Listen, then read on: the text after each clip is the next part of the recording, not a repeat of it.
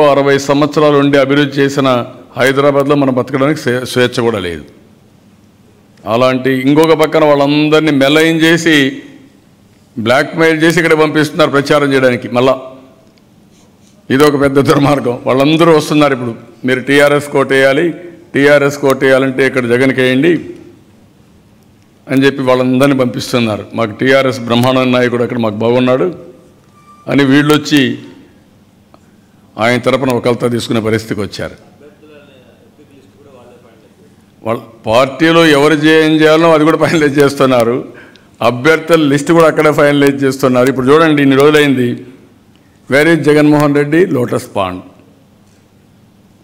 ఎంత బ్రహ్మాండమైన నెక్సెస్ అంటే 5 ఏళ్ళ తర్వాత అభ్యర్థుల ఎంపీకి కూడా లోటస్ పాండ్ హైదరాబాద్లో తయారు చేసుకొని ఓట్ల కోసం మా దగ్గరికి వస్తారు.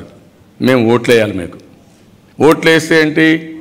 ఆయన డబ్బులు ఇస్తాడు. రేపు 1000-2000 కోట్లు తీసుకొస్తున్నారు. వచ్చేసే అంటున్నారు. అప్పుడే ఆ డబ్బులన్నీ చేరిపోయాయంటే అప్పుడే క్యాండిడేట్లకి. ఆ డబ్బులు పెట్టి మీరు ఓట్లు కొంటారు. మీరు ఓట్లు కొంటే అక్కడి నుంచి రేపటి నుంచి మీరు ఎవరికి ఊడిగం చేస్తారు? ప్రజలకు సేవ చేస్తారు. చేయరు. కేసీఆర్కి ఊడిగం చేస్తారు.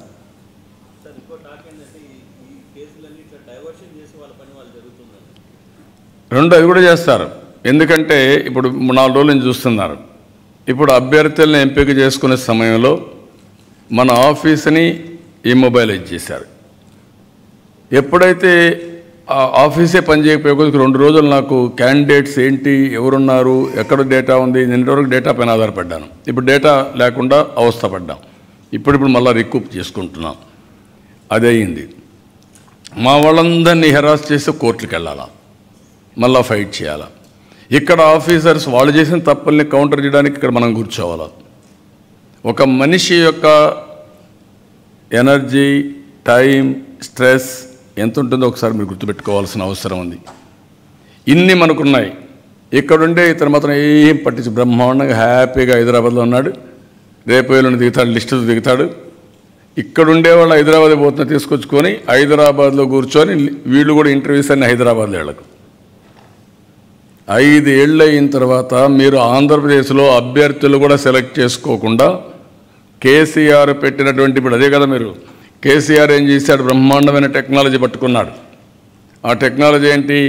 తెలుగుదేశం అపోజిషన్ ఓట్లన్నీ తీసేయడం. దానిపైన హైకోర్టు కూడా వెళ్ళారు. కానీ వాళ్ళకి రెమెడీ రాలా. సేమ్ టెక్నాలజీ జగన్కి ఇచ్చాడు. సేమ్ అవుట్సోర్సింగ్ ఏజెన్సీస్ ఇచ్చాడు. ఈయనేం చేశాడు? ఒక 9 లక్షల మందికి అడ్డంగా కంప్యూటర్లో పెట్టేసి పేర్లు పెట్టి ఎక్కడికి డిలీట్ చేయడం మొదలుపెట్టాడు. అడ్డంగా దొరికారు. ఇప్పుడేమంటారు? క్యాంపెయిన్ చేయబోతాడంటే ఓటు యొక్క విలువ గురించి క్యాంపెయిన్ చేస్తాడు. అంత మునిపేంటి 59 లక్షల ఓటర్స్ని తప్పించేశామని నేరుగా ఢిల్లీకి పోయి ఎలక్షన్ కమిషన్ చెప్పాడు. వచ్చి మొత్తం 9 లక్షల మంది ఓటర్స్ తీసడానికి ముందుకు పోయాడు. ఆయన ఏమన్నాడు? నేనేది ఏమన్నాను, నేనే ఫామ్ 7 ఉపయోగించానని చెప్పాడు. నేరం కూడా ఒప్పుకున్నాడు. ఇప్పుడేం చేస్తున్నాడు? అడ్డంగా దొరికిపోయే కొందికి, అందరూ జైలుకి పోయే పరిస్థితి వచ్చే కొందికి కాదు మనం ఎలక్షన్ ఓటు యొక్క విలువని క్యాంపెయిన్ చేయాలి, ఇప్పుడు దానికి పోదామని మళ్ళా పెట్టాడు. ఎన్ని రాజకీయాలు ఓసరి వెళ్ళి రాజకీయాలు ఎవడన్నా చేస్తారో ప్రపంచంలో ఇటుంటన్నీ. ఇప్పుడు ఓటర్స్కి అందరికీ అభద్రతా భావం వచ్చేసింది రాష్ట్రంలో. మా ఓటు ఉందా లేదా మార్నింగ్, ఈవినింగ్, మధ్యాహ్నం చెక్ చేసుకోవాలి. మా ఆస్తి మా పేరులో ఉందా లేదో చెక్ చేసుకోవాలి. ఇంకొక పక్కన మీరు కూడా గుర్తుపెట్టుకోవాల్సింది, మీ పిల్లలు ఇంటికి తిరిగి వస్తారో లేదో కూడా చెక్ చేసుకోవాలి.